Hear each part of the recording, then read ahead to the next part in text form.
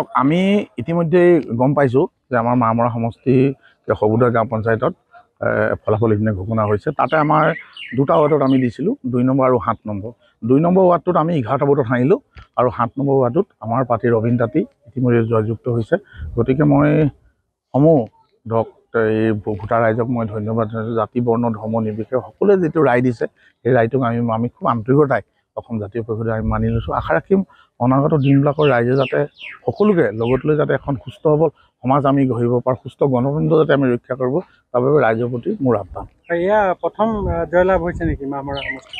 মামৰা সমষ্টিত অসম জাতীয় পৰিষদৰ ইয়াৰ প্ৰথম, যিহেতু আমাৰ দলটো আপোনালোকে জানেই, যোৱা আমি 21ত মই খেলিছিলোঁ, তেতিয়া হাৰিছোঁ। তাৰপিছত পঞ্চায়ত নিৰ্বাচন হৈছে।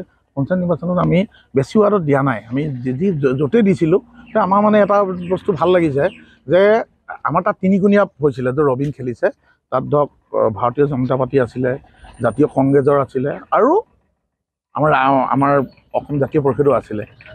ৰাইজে ইমান ধৰক হৈ যে আমাৰ নতুন দল এটা যে ৰাইজে যে অসম জাতীয় পৰিষদৰ তাৰ আদৰি ল'লে, মই তাৰ কাৰণে সেই ৰাইজক বিশেষভাৱে পুনৰবাৰ মই ধন্যবাদ জনাইছোঁ। মামৰা সমষ্টিত কেইজন কেণ্ডিডেট দিয়া হৈছে? ইতিমধ্যে আমি প্ৰায় 40ৰ ওপৰত দিছিলোঁ, তাৰে ভিতৰত এতিয়ালৈকে ৰিজাল্ট অহা নাই। আমি এতিয়া ফাৰ্ষ্ট এই পঞ্চায়তখনে পাইছোঁ, বাকীখিনি কি হয় চাই লওঁ। আমি তেনেকৈ আমি জিলা পৰিষদো এটা দিছিলোঁ মামৰা সমষ্টিত, আৰু আমি কাউন্সিলৰ আমি কেইজনমান দিছিলোঁ। চাই লওঁ কি হয় ৰিজাল্ট, ভাল হ'ব বুলি আশাবাদী। আৰু এটা বস্তু ভাল লাগিছে, য'তেই নহওক কণ্টেষ্টটো কিন্তু হৈছে আমাৰ লগত, বেছি নহয়। এতিয়া মই ক'লে 11টা ভোটত আমি হাৰিছোঁ, তাৰে 57টা ভোট কেঞ্চেল হৈছে বুলি কৈছে। যদি হয়তো 57টা হ'লটি হয়তো তাত আমাৰ ওলোৱা সম্ভাৱনাটো প্ৰায় 100% আছিলে। আমি ইতিমধ্যে গম পাইছোঁ যে আমাৰ মামৰা সমষ্টি সবুদৰ গাঁও পঞ্চায়তত ফলাফল ইপিনে ঘোষণা হৈছে। তাতে আমাৰ দুটা ৱাৰ্ডত আমি দিছিলোঁ, 2 নম্বৰ আৰু 7 নম্বৰ। 2 নম্বৰ ৱাৰ্ডটোত আমি 11টা ভোটত হাৰিলোঁ আৰু 7 নম্বৰ ৱাৰ্ডটোত আমাৰ পাৰ্টীৰ ৰবীন তাঁতী ইতিমধ্যে জয়যুক্ত হৈছে।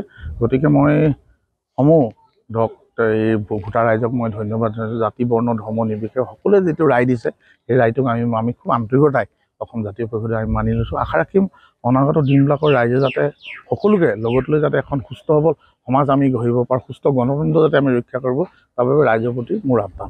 এয়া প্ৰথম জয়লাভ হৈছে নেকি মামৰা সমষ্টিত? মামৰা সমষ্টিত অসম জাতীয় পৰিষদৰ ইয়াৰ প্ৰথম, যিহেতু আমাৰ দলটো আপোনালোকে জানেই, যোৱা আমি 21ত মই খেলিছিলোঁ, তেতিয়া হাৰিছোঁ।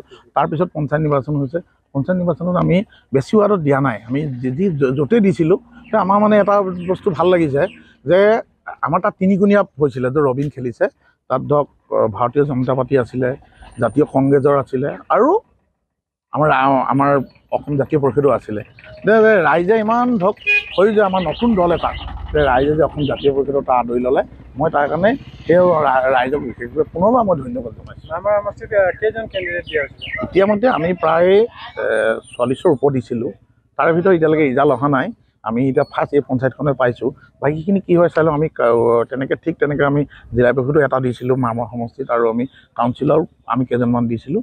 চাই লওঁ কি হয় ৰিজাল্ট, ভাল হ'ব বুলি আশাবাদী। আৰু এটা বস্তু ভাল লাগিছে, য'তেই নহওক কণ্টেষ্টটো কিন্তু হৈছে আমাৰ লগত, বেছি নহয়। এতিয়া মই ক'লে 11টা ভোটত আমি হাৰিছোঁ, তাৰে 57টা ভোট কেঞ্চেল হৈছে বুলি কৈছে। যদি হয়তো 57টা হ'লটি হয়তো তাত আমাৰ ওলোৱা সম্ভাৱনাটো প্ৰায় 100% আছিলে।